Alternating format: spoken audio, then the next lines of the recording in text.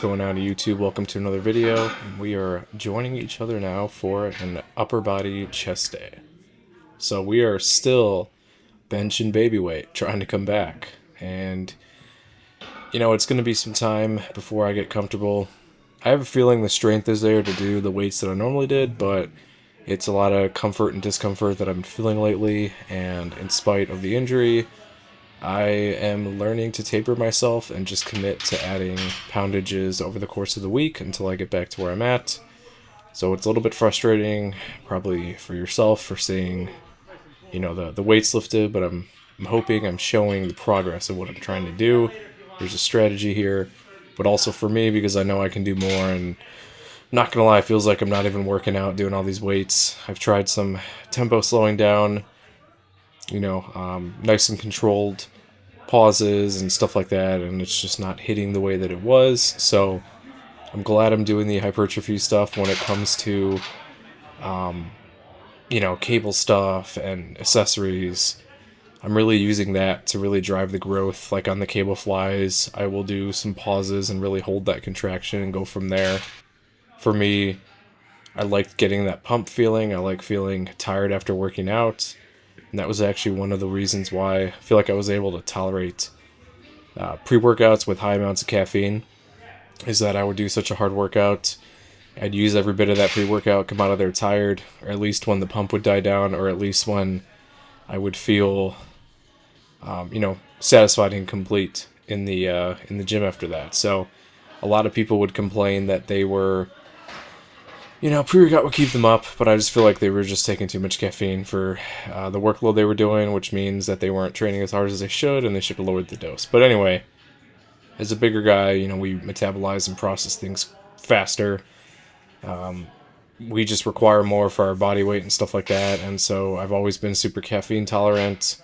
And honestly, I just like feeling level and almost, I don't even know how to describe it, just normal. The hype and stuff, whenever I start to feel that, I can tell myself that it's not a PR day, but like a heavy single day, something like that, or stuff's moving.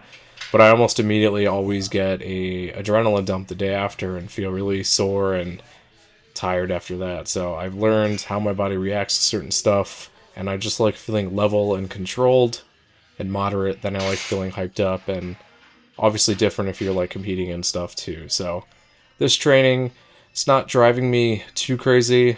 I feel like there's levels in life, and then there's levels for yourself. So my baseline from all this was no upper body to doing some upper body, and now I'm starting to feel, some resistance when I'm doing these lifts. So my goal is to work around them and progress without getting injured. So those are my levels in priority right now. So I'm really just doing whatever I can to keep adding weight, making progress, and going from there. So if it means, overhead pressing 66 pounds, we'll get there.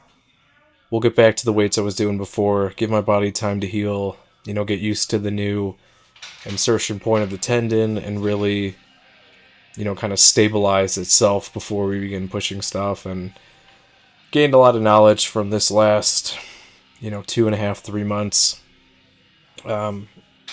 Got a humility check.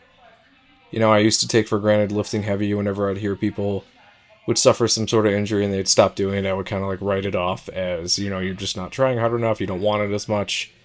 But having an actual injury that you can really feel the resistance kind of kicking back. And it makes you really think, hey, I need to plan this better. I need to find a better way to do this. And you can kind of see here on the OHP, there's a little bit of a dip, just because I feel like I can go a little bit lower on the right side than the left side, and I literally can because of that tendon. So that's going to take some time. But I feel like this well-rounded technique of, dumbbells and barbells will get me back. The dumbbells, I can really control the movement and expand that range of motion, and then hopefully it will carry over and stabilize those muscles around the tendon to allow me to get back to where I was before. You're never going to be 100% the same. You just have to kind of adapt.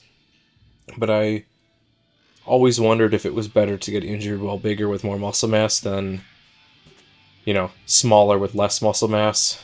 Maybe if you tore a tendon with smaller biceps, it would make the the recovery a little bit easier just because it was less muscle tissue, less tendon density. You know what I mean? But who knows? Do things happen for a reason? Yeah, they happen because you did stuff, and there's consequences for doing stuff. So you just have to find a way to work around it. The human body's pretty adaptable. Otherwise, we wouldn't be here. So you really just have to take it as a lesson. Try to figure out things that work for me, remove them out, and start somewhere. Don't get ahead of yourself. And that's been the hardest lesson, just knowing that you can do so much more than you're seeing here in the video. And it's important. This is why I kind of record all my videos, because I've got proof of me doing stuff. So people just really have to, understand that you're going to be in different phases. And obviously, could this been avoided? Absolutely, if I listened to my body more. But here we are. So we just got to make do with what we got. Slowly but surely, we're going to build up. And honestly, when it comes to muscle size, yeah, I do have a lot of body fat on my body, but I feel like I didn't really gain or just detrain or lose, atrophy any sort of muscle mass, which is very strange to me. And I'm wondering if maybe that is, a telltale sign of me when it comes to weight management, is just my body is just not very good, or I need longer dieting parameters to lose weight, because I'm still not eating as much as I was eating, obviously, when I was training with the heavier weights and intensities. So honestly, it really just depends on, I don't know, I guess consistency. Maybe 2 to 3 months was not enough time for my body to detrain. I was still doing legs, so maybe there was enough stimulus to at least do that. And, my CNS has definitely not reset itself, but when I introduce these heavier weights, I'm getting that same effect, like you haven't worked out for a while, which makes sense. And the solution to that is just do the workouts that make you feel like that so that you can blow past them. So, again, I love this. It's more than a hobby for me. I enjoy doing it, and I'm going to keep doing it because it's what I enjoy to do. So, as I'm talking here and really just kind of talking of, the mental aspect of the injury, just really, it gives you a chance to kind of try out new exercises because the weights are so light. So you don't have to be so, intimidated by certain weights. And this one's a little funny. I'm trying to find the right angle on this. We have another piece of equipment that's good for rear delt flies, or just doing them on the cable. But, variety is the spice of life, and that's exactly what we're doing. So back here on squats, and for some reason today I decided to test out the old Oli lifting squat shoes with the 3/4 heel. And probably wasn't the best idea. I just get a little too much forward knee travel with the heel. And squatting with flats is a little bit of a different dynamic. It's a different mechanic. You're sitting back more with the posterior chain and less quads going forward. So, I don't know, I just want to try it to see if it would change anything. And you can kind of see throughout the video a little bit of a form change. But, with the Hatfield squat, you've got the reinforcement of your upper body. So, but you can tell that there's less of a tip coming out of the hole, and I can kind of stay more neutral in the position I start off in. But I used to squat exclusively with squat shoes, and I started developing issues, not tendinitis in the knee or whatever, just kind of overuse of the muscle. It's because I was letting those knees travel so far forward to really bottom out squats, and I was negating a lot of the posterior chain. So sometimes I do try stuff just to see if it works or feels different. One day I just decided to squat with flats, and like the rest is history. So I actually prefer the Oli shoes for doing upper body training. I don't know what it is. It's just more of like a stable platform for pressing, for benching. Basically anything where you need to kind of be nailed into the ground, but most of the movement's happening in the upper body. And they're super comfortable, honestly. You don't feel that heel, and I like the color and the design of them. So they're these $200 shoes that I don't really get much use, so I'd like to start using them again. They were great for strongman training, especially with cleans and stuff, and stone. It just puts you in a good position where you're able to really use those quads and be a little bit more upright, be a little bit more efficient. And, it's a tool. You don't have to use them. No one's forced to use whatever they don't want to use.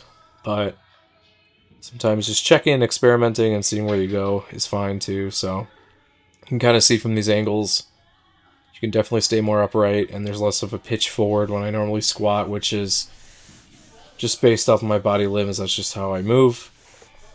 It's taken me some time to accept it because, you know, when you first start squatting, you're looking up the best squatters in the world that are built for it, and they've got the right mechanics, and they've got the right body proportions for it, and you realize that's not going to be you.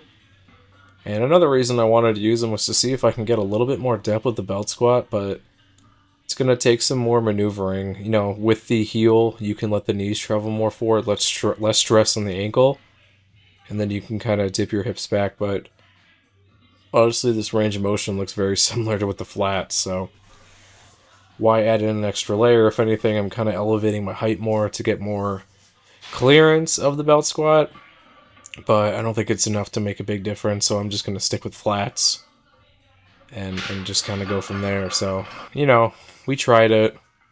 Didn't work how I wanted, so we're going to move on from it. They are cool looking shoes, and I like how stable they are, but one less thing to have to worry about when training. You know, you can just get any shoe you want. Ideally, if you're lifting, you kind of want a flat with a compressive sole, just so you're not, you know, leaking power and compressing yourself in weight-bearing positions. And also, I really like the flats for Stairmaster. You don't get as intense of a quad pump. There were times where I was getting such a quad pump, it was not allowing me to bend my knee. So, yeah, but on the leg press, basically useless. Just puts a lot more stress on the knee and creates more distance between you and the pad, so you're not really cutting depth. You can position your foot in a little bit of a different way to kind of get a different result. But, you know, when you're doing this leg press, it's not really a quad movement. It's more of the hamstring and glute, so it really... not really what you'd want to do. You'd have to change your foot positioning if you wanted more quad, which I don't want more quad with my knees and everything. So, you know, it is what it is. But they're great for everything else. You know, they fit pretty well. And I'm not going to say all-purpose, but in college I used to have a buddy who, when we'd train, he would just wear his, I think he liked Romaleos. He would just wear his Romaleos all day. So we'd take the bus to school, wear them all day, and then we'd train. I wouldn't do that because they're not built for that, and I can only imagine what his feet must have felt like commuting with that. But that was his style. Ultimately, you know, people have got shoes. They've got different types of everyday shoes or whatever. I don't really care too much about that. But back in the day when I started squatting, they said you need to get some squat shoes. I did. Thought they were pretty cool. Liked them a lot. And I used them for years, so... you know, it is what it is. Sometimes your mechanics change when you start putting on weight. You know, you really have to decide what you want to do. And is a $200 shoe really going to change anything? Really, not really. You're still going to perform relatively close to how you would without them. And if you like, you know, like those notorious lifts, Vans, Converse, it doesn't really matter, so... And an exercise I've always done, but I'm really just showing now, is the tibialis extension. It's kind of something unique that you're not really going to get when most people are doing calves. It's mostly plantar flexion, like if you're driving a car and you're pushing the pedal down for gas and to brake. And if you hit the other end of that, that's the dorsiflexion. So I do both. I just figured I'd show one. You know, calves aren't the most interesting workout, but the key is to really control it and pause, so I should really slow down more on these, but... you're going to feel some interesting, like right where my hands are, you're going to feel some interesting muscle movement there that you may not be used to. But it's just a good way, you know, if you're going to work out one side of the leg, you might as well work out the other, you know. So just figured I'd show this. If you guys want to see more exercises I do, let me know. Like, comment, subscribe. See you in the next video. Thanks for watching the latest video. If you want to help support the channel, I actually own my own wet shaving and grooming e-commerce website where everything's handmade by me. It's www.apexsoaps.com, and you can get a 10% off code using wet shaver. We've got some cool scents here. We've got some Coca-Cola scents, a horchata scent, traditional barbershop, just some really cool stuff, and you can purchase samples or you can buy the whole set. If you have any questions, feel free to reach out via email. Be quick to respond. Thanks for watching.